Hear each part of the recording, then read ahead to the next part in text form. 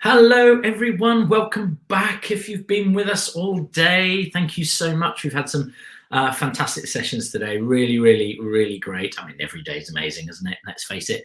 And we finish off with a little evening session here with the wonderful Mina Barber. Before we go down, bring Mina in, I just want to talk about a couple of things.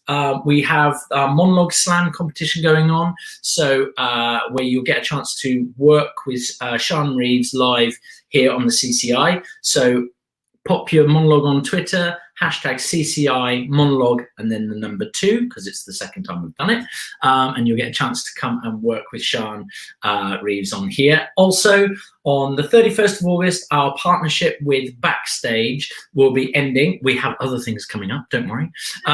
But so go, if you're a subscriber, you can go to our community section on our YouTube page. And in there's that link to give you a free access to backstage.com, and you'll be able to build a profile, and that's free for 12 months. Only if you're in the UK, so sorry about that, all our international viewers. And also, if you're already a member, it doesn't count for there. But anyway, that's enough of that. Let us bring it in the wonderful Mina. Hi, how you doing? Hello, I'm good, thank you. Oh, thank you so much for joining us this evening. No, thank you for inviting me. This is my first Q&A to be on the other side, rather than being the person who's there just listening in on the webinar or on the panel. So yeah, so this is a new thing for me. Fantastic. Well, look, I'm just going to say most of our subscribers know this, but if you want to ask Mina any questions, please do. If you're a subscriber, you can write in the comments. Get those on early, because I don't leave it to the end.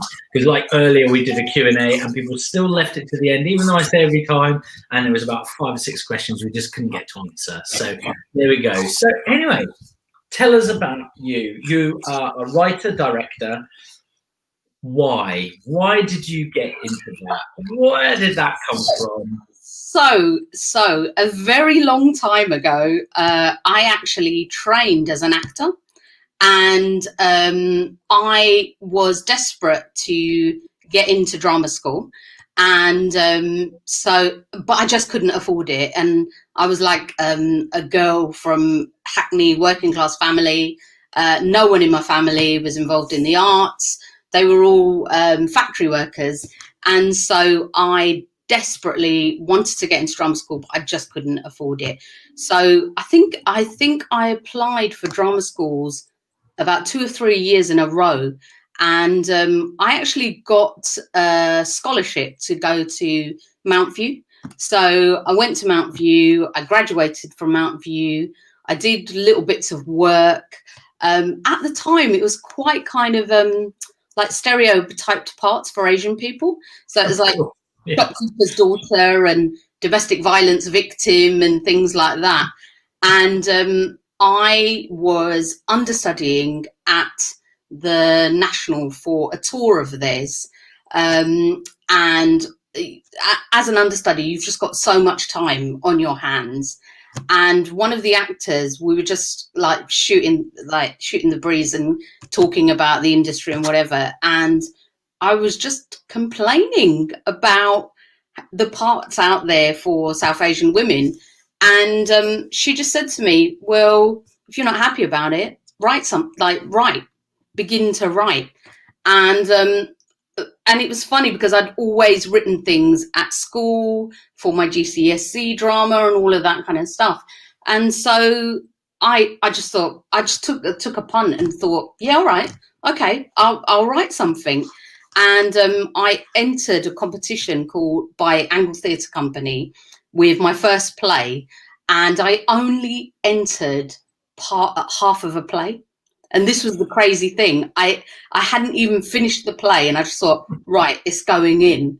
And the play that I submitted, it was about a bunch of South Asian migrant workers who work in a petrol station, and it's like their worst 24 hours on the night shift. And it was off of the back of a story that my brother had told me about what you might get up to, because he'd done like night shifts at a petrol station. And so I just entered this competition, and I got called in and I had an interview, and they kind of said, so what's the end of the play? And at the time I was just like, and I was trying to be, it was comedy because I was trying to be really enigmatic about it. Like, oh yes, I know what the end is, and you know, I'm not going to reveal it right now. And then I had to quickly go away and finish the play. And so that was produced at Hackney Empire in their studio at the time. So that's how that all started. And so I've had it because of finances, really. I've had to kind of dip in and out of the industry at times. Yeah. And so that's kind of how my writing started. More recently, I was invited to join the BBC London Voices group. I wrote some monologues as part of a festival at Theatre 503 called Hear Me Now. And that was for actors from ethnic minorities, because again, as an actor, what I found is it's really hard finding really good monologues for auditions for actors. It's just, and even when I was an actor, it was like, I really don't want to do Shirley Valentine because I'm not Shirley Valentine. I used to hate, it was when I was an actor, the thing I hated most was trying to find that monologue, and I used to write my own. I used to just write, yes. What am I auditioning for? What are they looking for? And I would just scribble something down, just make it, if it was a comedy, make it sort of funny and, whatever. Because I would struggle so much. Like, this is sort of right. It's a major thing. Yeah, sorry, carry on. Yeah, no, and that is so funny, because what I did do is, for my drama school audition, I wrote my own monologue.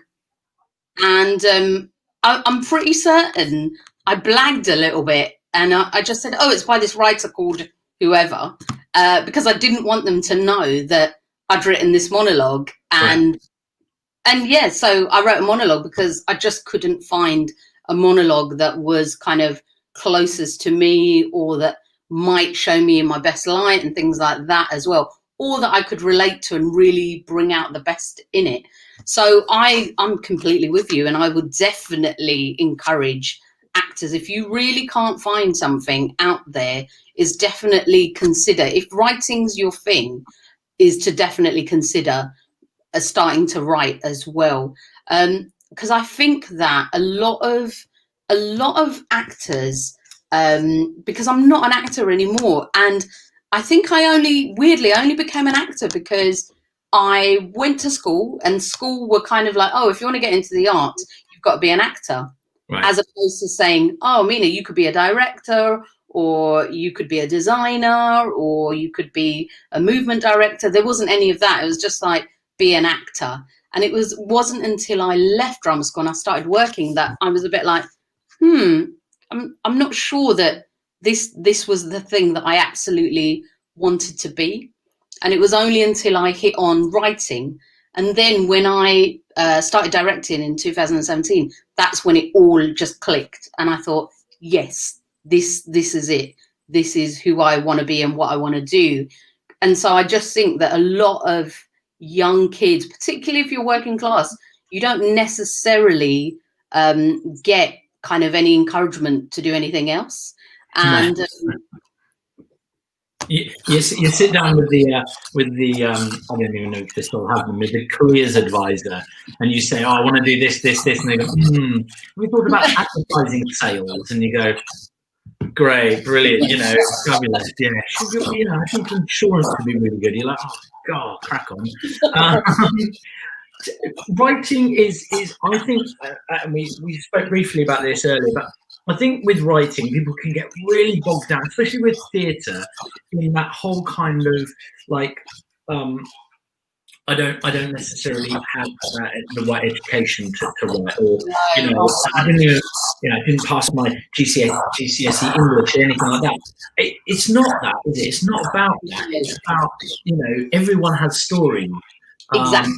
And so it's just, if you've got paper and a pen or a pencil even, go for it. Just start writing. And is that how what you find? Is that how you found? Yeah, and actually, what I would say is that as creatives, we are all storytellers.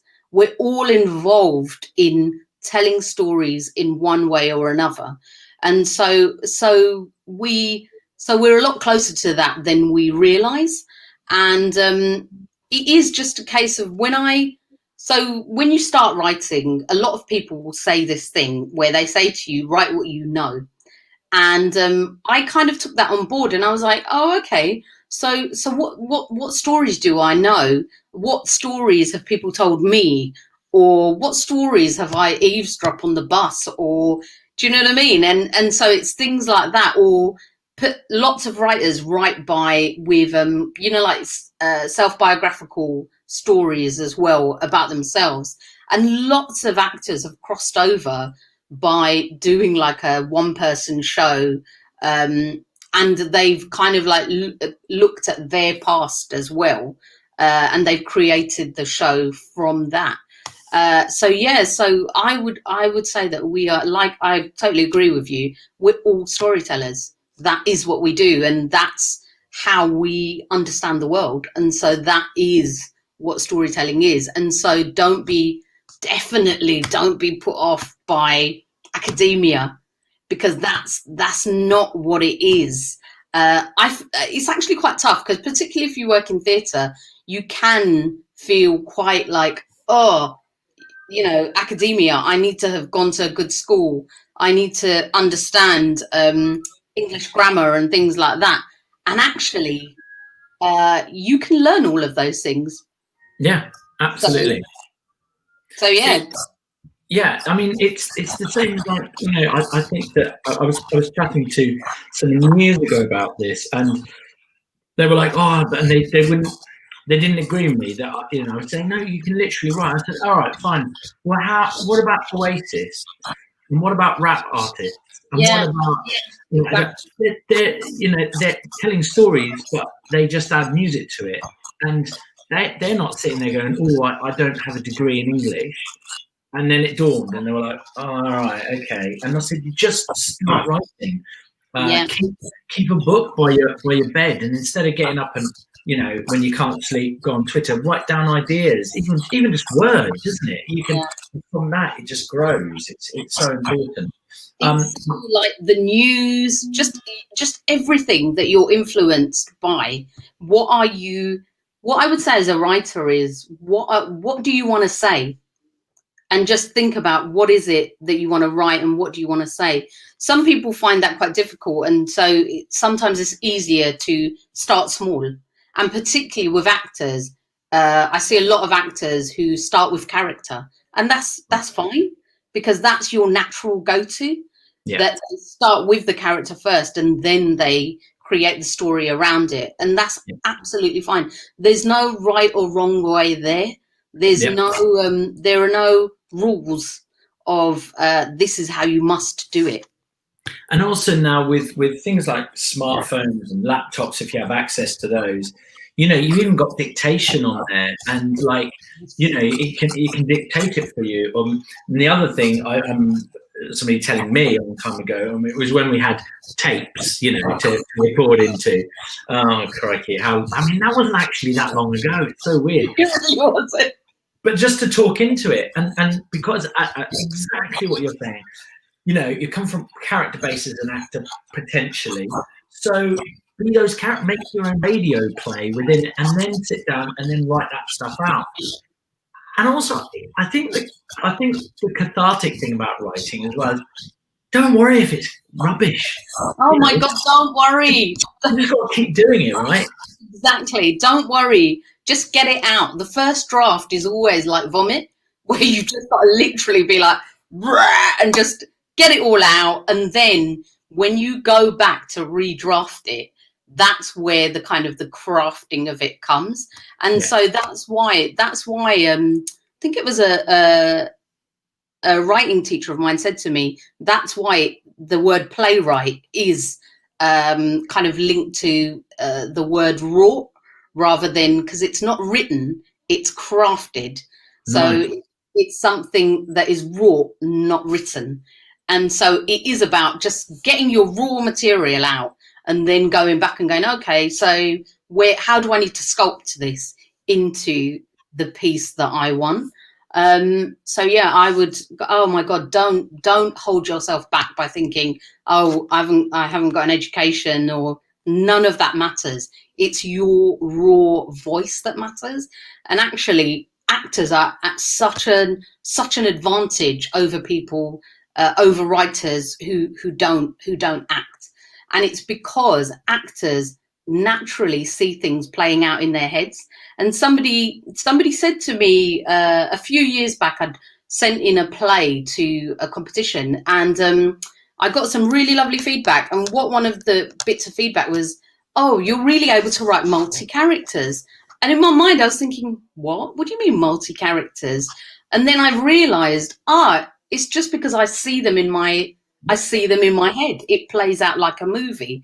And so they're already people, if you know what I mean. I'm not, and it was just such, I thought, oh my God, I had no idea that actually, because I've been an actor, I've already got this. And it's magic, because what you'll realize is that some writers, like, they don't even hear the character in their head.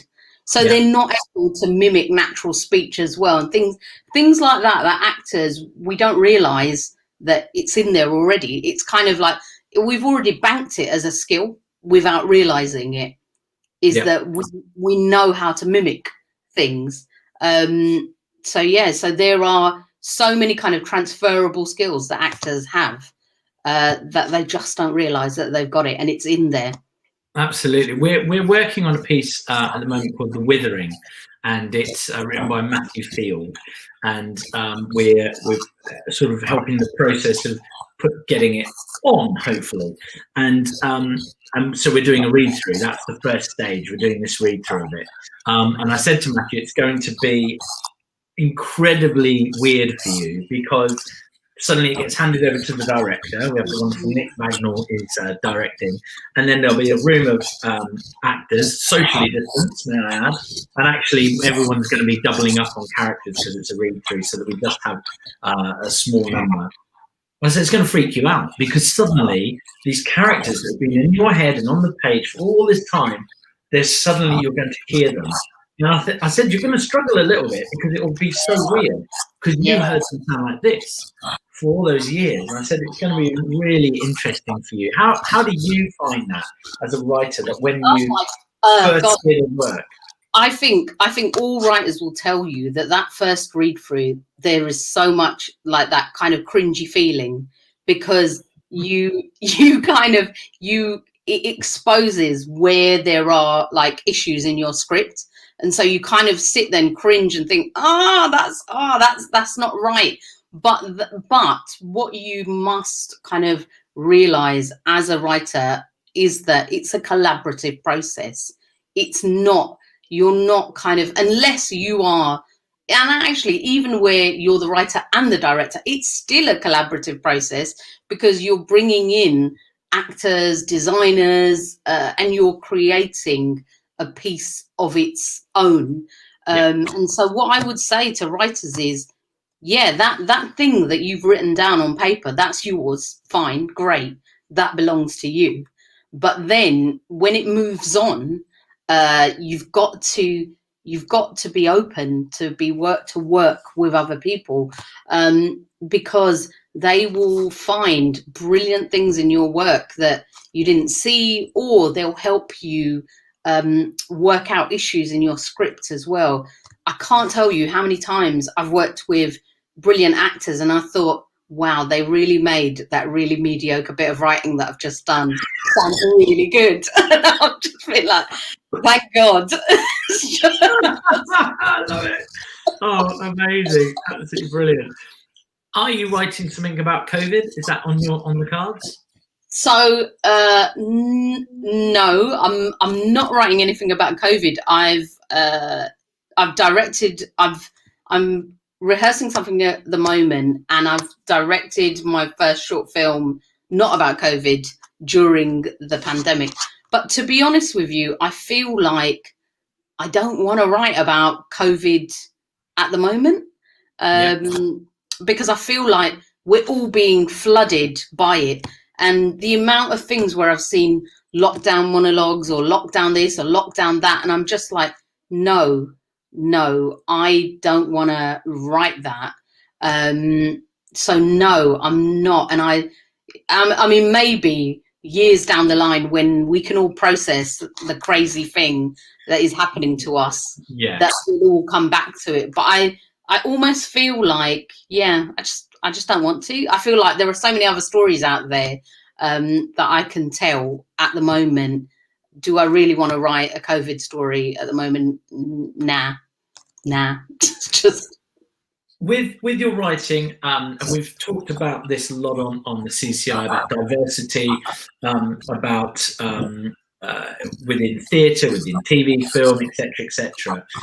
And the thing that we've spoken about a lot is voices for communities, or their lack of voices. Now, there are outstanding people out there doing incredible work, and theatre companies and so on, but we still need more. And it's something actually that you said, we need to get to that point where we don't talk about it anymore because it just is, right? Yeah. And so what's, like, you know, how do you, when you're writing something, are you, you know, is that a major feature of your writing to make sure the stories are told so that we're seeing that work for British Asian communities or whatever it is that you're wanting to write about in terms of like diversity? Because there's one thing, we had a discussion on here the other night, and you know, I said that what I find interesting is that why put on plays that have been written and done time and time again? Really casting, having a diverse casting isn't diversity.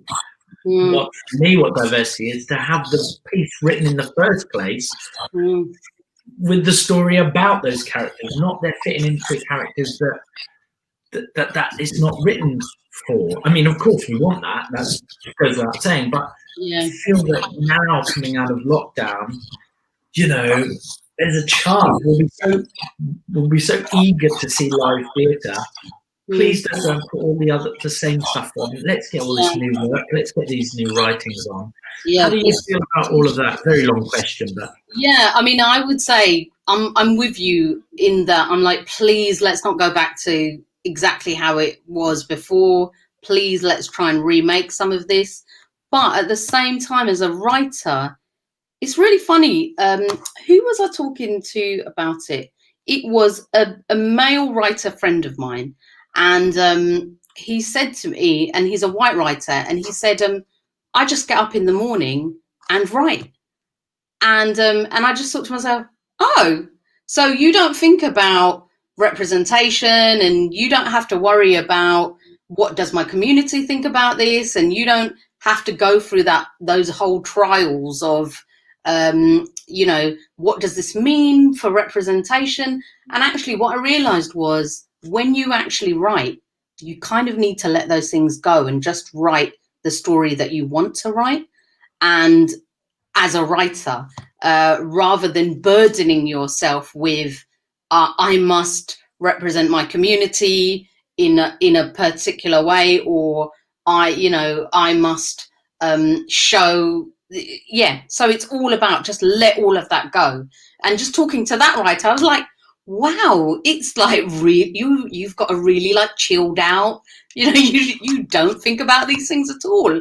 And when I think about him, I do think to myself, I've got to put that head on. I've got to not worry about what the judgment from my community might be, or how this piece might be perceived, because actually that's not going to help me to write it. Right. And that is just gonna, those kind of considerations at the beginning when you're trying to create something, they get in the way. And nice, interesting. And kind of further down the line, you might be, because I do feel responsible, and I do feel like when I go into redrafting and whatever, I am thinking about representation. I am thinking about the South Asian community. I am thinking about those things. But early on, don't think about those things. Right. Just write your story, let it come out, and then, you know, further down the line, you can think about those things. But don't get in your own way about it. Yeah, love that. That's a really great piece of advice. And it kind of comes back to what we started with, just write. Just get a pen, pencil, find some paper and just start writing it down. Let's go across. Actually, I've got a question here before we move on to the next part of your career. We've got Nayara here. Have you found that the way you work with actors in developing their characters for a play changes a lot from when you're doing it for film? So what I found is, because I started directing in theatre, is that I'm taking a lot of the things that I do in theatre across to film as well. But what I'm realising is that I have to work a lot faster, in the sense because the kind of film turnaround is fast. And I know that a lot of the times actors don't get long rehearsals and things like that in film. It is literally like, come on, get on set. When they talk about the rehearsal, really they're talking about the technical rehearsal, about you here, you stop here, you whatever. So it's not what we think of as a rehearsal in theatre. And so in what I'm learning is that I'm having to transfer the skills that I've learned in theatre, but thinking of a faster way to do it with actors, so that I can still do all of that kind of important character work with them and get them, and kind of like, yeah, just encourage them to get to a particular depth with their character and not lose that work, but it's on film. So that's what I found. It's just faster. It is like Fast and Furious, but there are basic things that you do that I'm so glad that I did start in theatre, because I feel like I've got a good grounding and a good understanding, and I'm developing my own way of working with actors to kind of get those results. Nice, excellent, thank you, Naira. Good question. Please keep them coming if you have others. So directing, when was that step? How did you get into that? Because, you know, you've kind of worked on a Olivier piece already, you know. Yeah. Where did that, you know, where were you like, yeah, all right, writing, let's do some directing as well? Yeah. Who said you should do that? Because that's normally the way I think it always works. Someone always goes, do you know what, you should, that's what I reckon. My first ever thing that I ever did as an actor, I was like, oh, the director said, you know, you'd be a really good director. I thought, it's my first, I've only just graduated drama school, you know, it's easy. I want to be an actor first.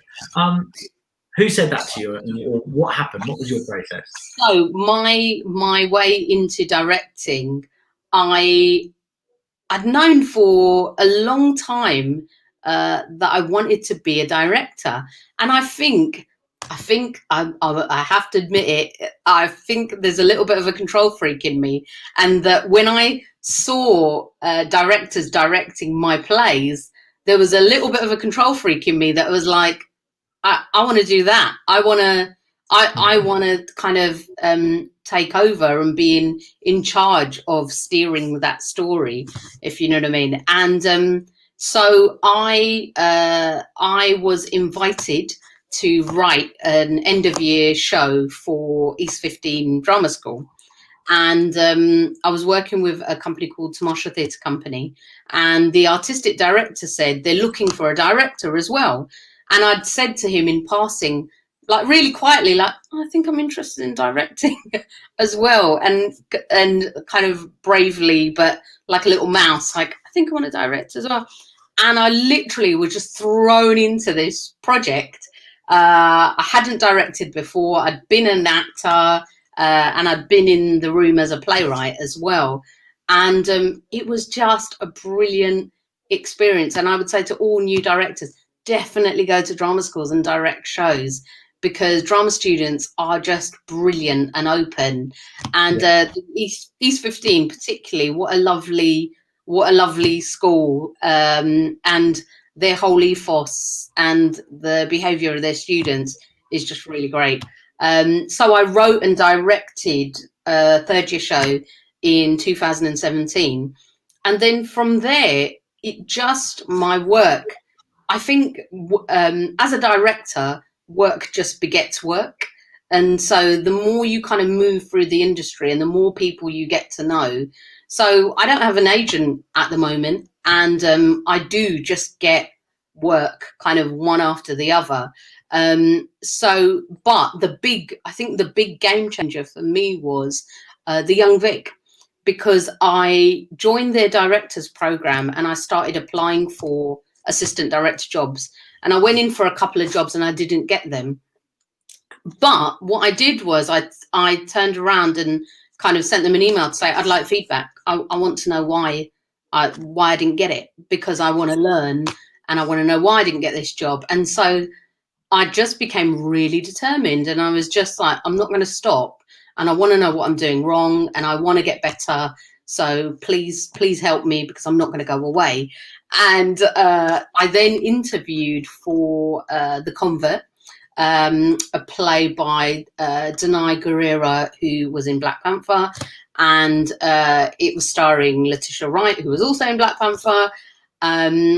And so I got that job. And funnily enough, in the interview, it was because I think I got the job because I wasn't like, oh my god. And actually actors do this as well, where they're just like, when you say, so what do you think about the piece? I love it. But it's like, okay, what do you think about the piece? And it's always good to have a view on it, if you know what I mean. Yeah, absolutely. And an opinion, and because it shows a depth of understanding that you've read and understood the piece as well. And even if you are like majorly excited about it, that's great. You do want actors in who are excited about the piece, but at the same time who really understand and are able to grasp it, but also kind of go, so I'm not sure about this bit, or I'm not sure about that, and that just kind of gets you off working. So I got that assistant job, and then what did I do then? My God. Then I got another assistant job at Theatre Royal Stratford East, working on King Hedley II, that had Lenny Henry in it. Then I went to work on UPSTART CROW in the West End with David Mitchell. So it's just kind of like rolled on one from the other. But the Young Vic have been amazing in that if you assistant direct on a show at the Young Vic, what they then do is they do this thing called 5 plays. And so they then get you and 4 other directors who have assisted at the Young Vic to direct a new piece of work by a current writer. So I directed a short piece by Ross Willis in the studio, and so again, it's just they just give you experience to kind of grow and build and get on your own 2 feet as a director. So yeah, and then during lockdown, I've always wanted to work on film. I could never afford film school, so I just thought, right, I'm just gonna do this. If I see opportunities for filming, I'm just gonna apply to it as a director. And so it has been a real trial by fire, but sometimes you just have to do these things, and you realize that actually there are a lot of people in the industry who have just learned as they've gone on. There's not an absolutely must. There's no rule of you must go to film school, or you must do an MA in directing, or you must have gone to drama school. There are other ways into the industry, and he's not sober in a lot of ways, but Richard Branson, he said, say yes and learn how to do it later. And I love that. And that's kind of stuck with me forever. It's kind of Do you know what? It's so funny that you say that. And again, I think there's some statistics out there that when women apply for jobs, they're usually overqualified for the job. And so it's because, and again, it must be to do with imposter syndrome, because I know that I've had it where I'm like, oh, I don't know if I can apply for that because surely I need these amount of credits or I need to have done this work. And I've literally had to switch that voice off and tell it to shut up and do exactly that and just apply for work and just do it and tell that horrible little voice to be quiet and let me get on. So yeah, I totally understand. And I agree with that. Just go for some of it. I think the other big thing for us as well is that, you know, I think there can be a bit of a stigma in our industry with somebody that if you do multiple things, you know, whereas we've worked a lot in America, and it's actually where we started casting is in America, and the attitude is so different. It's literally about everything you said. It's about just get on with it. If you feel that you have the talent to do it, go and do it. And if you are successful at it, amazing. And I think it's really true, and I think it's really important that people aren't that they don't have that fear and that they go for it. And the thing is, you'll find out yourself. You'll do something and go, oh, that was terrible. That like somebody asked me to do a stage manager years ago. I mean, I'm talking 20 years ago. I was like, yeah, okay, yeah, I'll do that. It's just a workshop of a musical. I was like, yeah, I'll give that a go. I was the worst stage manager ever. I was horrendous at it. I bet you have so much respect for stage managers and the work they do. You're like, oh my God, you guys are amazing. And they are amazing. Literally. Like, I had my girlfriend at the time actually was a stage manager. And so I was like, how do I, and she was like, say yes, write everything down. I was like, okay, fine. And then, you know, just make it look like you're going to do what the actor wants you to do. Yeah, sure, clean as well. Oh, it was horrible. I did the wrong cue. And it was when we had that player and the tape player. So I'm like, I forgot to give the actors the act two beginners call. Oh my God. I mean, basically, if it went wrong, I did it. But I only learned that by doing it. Yeah. And I learned, no, I would never do that again, ever. And actually, I'll paint set for you, but don't give me any responsibility in the stage management area. And it's so funny because I completely understand what you're saying about the snobbery over here about people who do multiple things, and I don't know why it is. And maybe the Americans are more kind of entrepreneurial in their spirit or whatever. But I must say that because I was an actor before, I'd already learned so much when I got to then be a playwright and be a writer and be a director. And actually those things fed into that. And so I never regret doing that because there's so much that I've learned over time. And yeah, I would, if anybody tries to shame you or say, oh, you're not serious about acting because you're doing this or you're doing that. Actually, all of those things feed into your acting. Your life experience feeds into your acting. I mean, my God, I've done some, I've like hung clothes in a factory. It's like, yeah, just everybody's got to make money, but also all of those experiences make up your life and build you as a person. And so all of those things are important. And yeah, the snobbery around, oh, you must purely be this or purely be that. Just ignore it. I really do ignore it. And I've had I've been in interviews before as a writer where it's like, oh, you're a director as well, as if, oh, you're not serious about being a writer. And it's like, no, I am serious. And so I do just say I'm a storyteller, because all of those things encompass storytelling. And yeah, I really do. I really can't stand that kind of snobbery about, because I do feel like, for me, yeah, I kind of want to do it all, and I don't think there's anything wrong with that. And we've, particularly with this pandemic, it's like we've got one life to live, so yeah, absolutely, go and do it. And absolutely, if there's anything that any of us have learnt from this time, is get out there, whatever it is that you've been dreaming about, go and propel yourself into that. And if it's stage management and you suddenly get there and realize, no, I really don't, I'm really not right for this, there's nothing wrong with that. That's great. Okay, tick, done, off your bucket list. Part of living is working out what you don't want to do, isn't it? You know, what you're not very good at, as well as what you are good at. You know, I think that's really important. Can we talk about auditions? So, for your own writing, are you there? Are you in those auditions? Is that a big thing for you? So, usually for my own writing, I don't go to auditions. If I've got another director directing something of mine, in my mind, I'm like, okay, I'm handing over this piece as part of the collaborative. As regrettable as it may be, I'm doing it. Yeah, I'm handing over this piece as part of the collaborative process.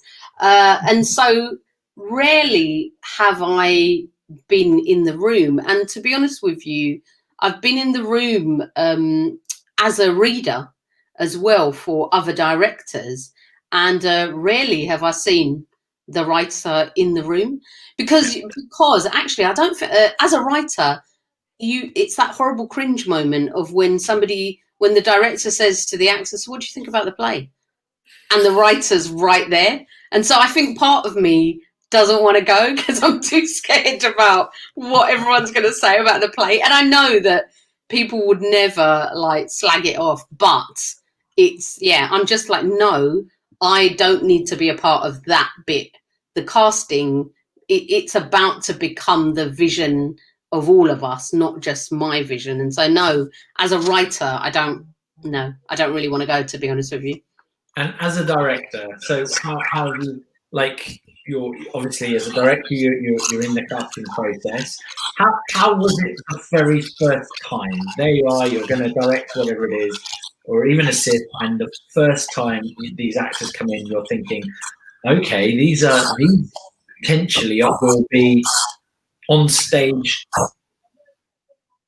with the work that we will do, because that can be a very weird experience. And we've worked with a lot of young directors and you know, we as casting directors, we kind of hold their hand in terms of nerves. They're kind of like rocking, going, can we just like, is it all right if you just do the first couple of days? And we're like, yeah, so we'll take the first, and then when we get the record, do that.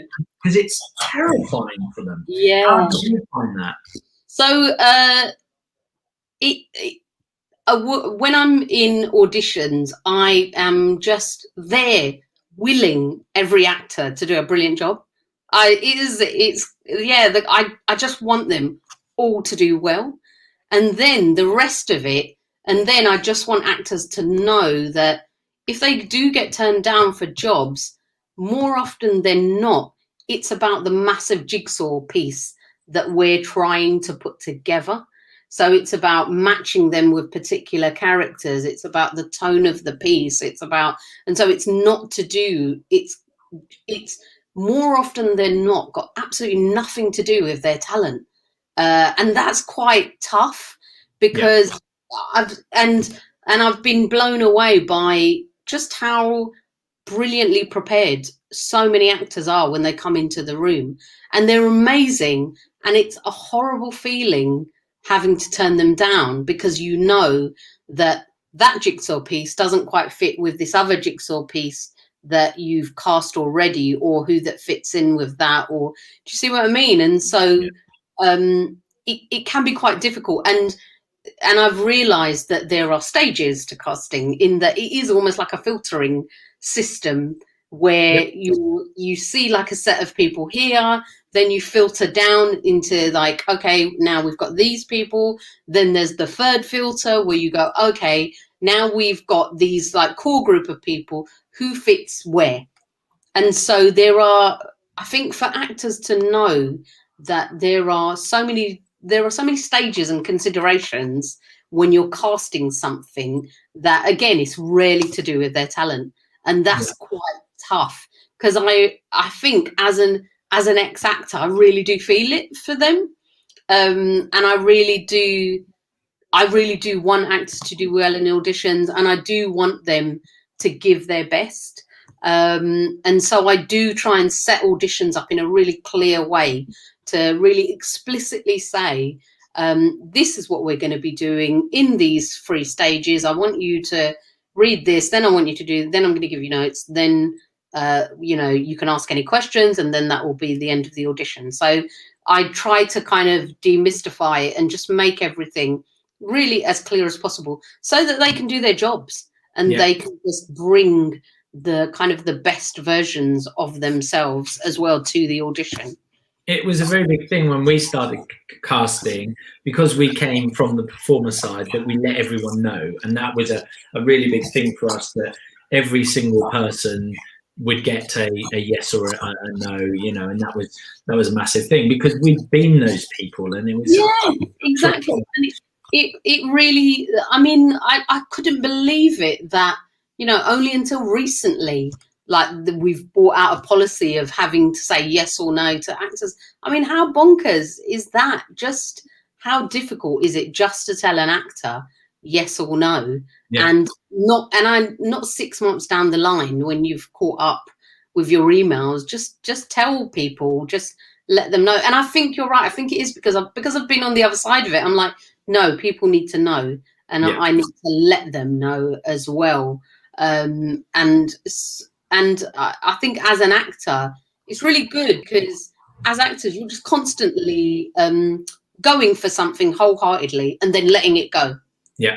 And sometimes you can't let it go because it's a project you really like and you really want it, and you really want to know if you've got the job or not. But once you know, then you can just snap and go, right, next thing. But if you don't know, sometimes you get caught in that horrible cycle, catch-22, where you're just like refreshing your email constantly. And my anecdote for that is that I was told I was getting a recall for the fix at the Donmar warehouse with Sam Mendes. Yeah, I'm still waiting for it. Sam, I'm still waiting for it. Where is it? Yeah, they want to recall it. I was like, brilliant. Right. Honestly, I worked with an actor on UPSTART CROW, and I hope she won't mind me saying this. And she said, I've literally done 100 auditions this year, and this is finally like the 100th job that I finally landed. And I just looked at her and I said, that that must be why I dropped out of acting, because I couldn't handle it. I couldn't handle that level and intensity of rejection. But she was brilliant, because she was just kind of like, just let it go. I just go in there, or before my audition, prepare for it, go in, and as long as I know that I've done the best that I can, walk out, just let it go. And then Olivier nominated play. There we go. Yeah. That's a nice reward. It was amazing, and I'm so gutted that the pandemic happened, and then we just didn't get to then see that out as well. But it was just brilliant. And as a kind of new assistant director, it blows your mind when you're working with really like top class performers, and you're having to go in and give notes and maintain the show as well. And you really do just have to kind of get over any kind of like stage and film where you're just like blinded by how amazing people are, and just focus on the work and just be like, okay, are we telling the story clearly? What do we need to do to sort this out? I think early on it can be quite, you do get quite starstruck when you start working with different levels of people who are at different levels in their career as well. But you quickly learn that everybody's just human, and everybody's just trying to do their job, And at the end of the day, you are there as a creative to serve the piece and deliver. Take the note. Just take the note, all right? Okay, here you are. Just take it. You know what? Do you know, it's so, and again, as directors, like learning how to give notes in the right way as well. And I think my biggest takeaway from learning to give notes is to make sure that it's helping the actor play that part, and it's helping the actor to deliver on that part. So if you are going to give a note where you're talking about pace, it's no good saying, can you just speed it up? It's about saying, what does your character want here? Yeah. And what are the stakes here? And do we need to raise the stakes for your character? And bam, you've got something that the actor can actually play, rather than just going, can you go faster? And that is bad directing, really, at the end of the day. And so it really is about learning those giving good notes. And then you never, ever have to get to the stage where you're just like, can you just take the note, please? It never gets to that stage. Because particularly as well, because that actor has been playing on stage, they've been playing that character for a while, and so they've got ownership of that character as well. And so note giving isn't really a giving, it's more of a sharing and a discussion about, to say, have you thought about this, and have you thought about that, and maybe to make the story, and to always serve the story and to serve the storytelling as well. Rather than just being, can you just do what I tell you, please? It's just something, I love that. Something I'd like to just go back to, because it's such an important point for any actors out there watching this. Brilliant. You're so brilliant, Mina. So generous with your experience and what you're giving here today. And it is that jigsaw puzzle thing, because we talk about it as casting directors all the time. And actually, I do a specific workshop in showing actors, and they go, oh, okay, when you really just show them. And it is that thing that sometimes in the process you're trundling along through the auditions, and then that one person comes in, and you're like, well, they're it. That's the role. They are literally it. And then suddenly the shape can go around that one actor if they are, and especially if it's a tricky role to cast, for whatever reason. Maybe they're a unicycling, fire breathing, juggler, and they're amazing, and they need to be 6'4". There we go, nailed it. But then everything does build around that, and I just want to stress, as with actors, that please, like, when you get that feedback, it was the jigsaw puzzle, it is a real truthful thing. It's not fobbing you off. It is a thing, isn't it? It really is. It most definitely is. And again, don't let it get to you, and actually take it as a compliment, because it means that you're great. It's just that when we got to the stage of trying to fit things together, it just didn't, it wasn't the right choice, if you know what I mean. And don't let it get you down, and then don't let that drag into your next audition. I started doing this really terrible thing where I kept a folder of my rejections, and actually I'm thinking of just deleting them now, because I'm just like, that's torture. Why am I doing that? I kept a folder of successes and rejections, and hysterically, of course, rejections are like pages long and successes are few.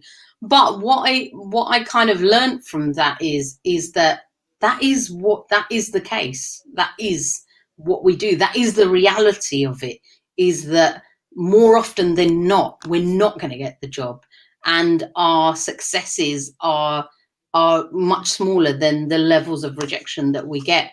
But we can't let it damage our psyche, if you know what I mean, and damage our self-confidence. And all I think to myself, even as a writer and a director getting rejected from things, I just want to keep learning. And so even this morning, I sat in on a webinar for Sony Pictures, because there's always going to be something that I need to learn or that I can improve on. And I just hold on to that. I really do, where I'm just like, I just want to keep moving, and I just want to keep developing. And if I get rejected from those things, fine. And there's been a number of times as a writer where there's a particular scheme that I'd been rejected from loads of times, so many times. And I finally got onto it, but it's taken so many years. And it really is, it's the long game for some creatives.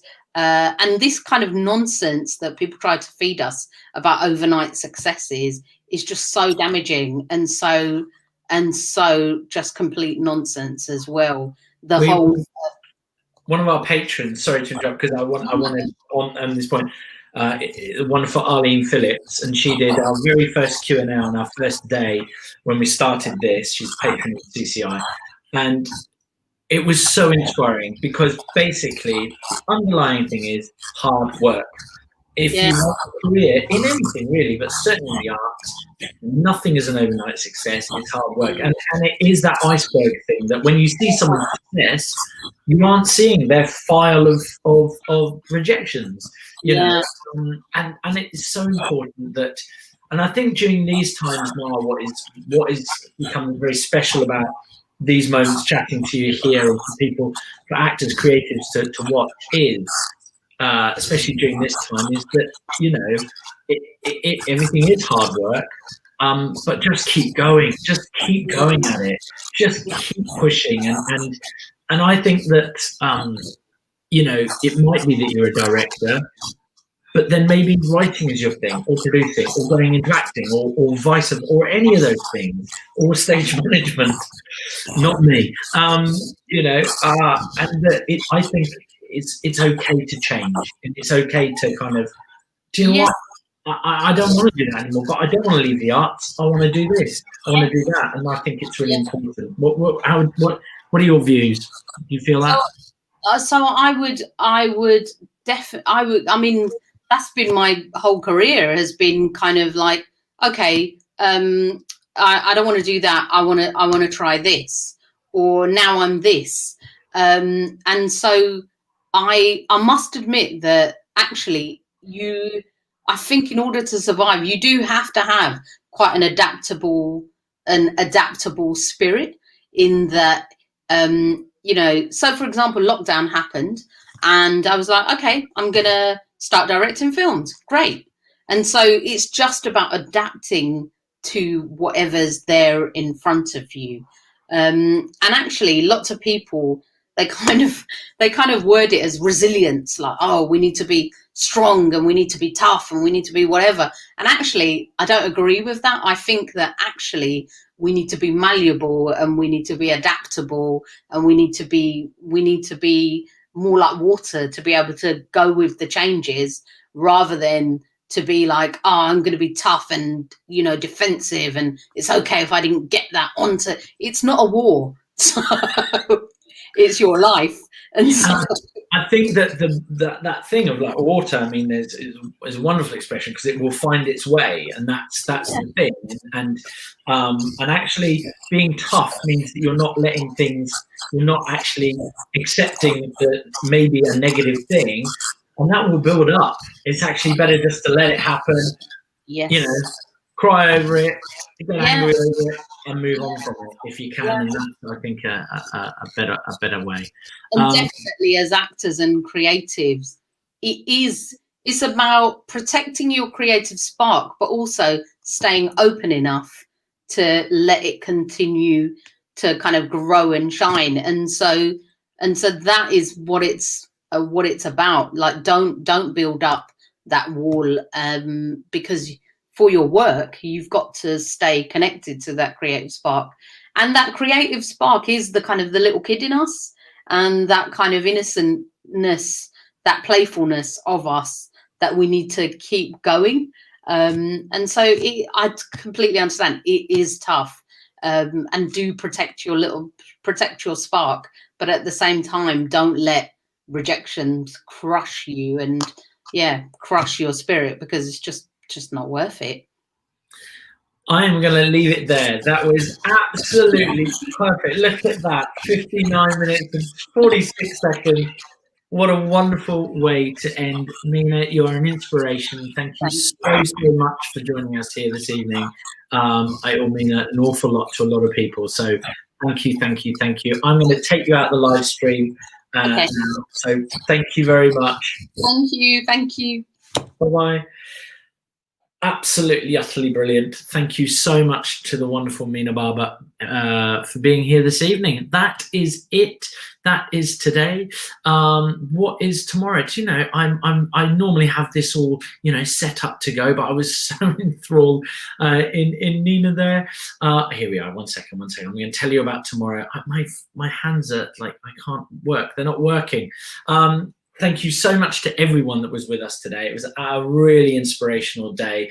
Tomorrow, we kick off with tax advice Q&A with theatre accounts. We know that's been popular. Everyone there, you can get there, get onto there, check out all the tax advice. It's a brilliant session, hour and a half. And also remember those, the tax advice, they stay up. We don't take those down after a month. So go back and look at all of those. They cover VAT, self-assessments, you know, all the basics. So really, really great. Julia Frost is here, part 3 of her puppeteering at 12 o'clock.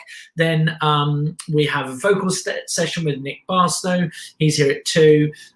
Bree Smith is joining us, which we're really excited about as well, at 3:15. And then Juggle Fitness will burn those calories off. We love her. She's got her hour and a half session again. Honestly, I love that she does that. She's absolutely wonderful. She's here at 4:30. Thank you once more to the wonderful Nina Barber. Have a lovely evening, and we will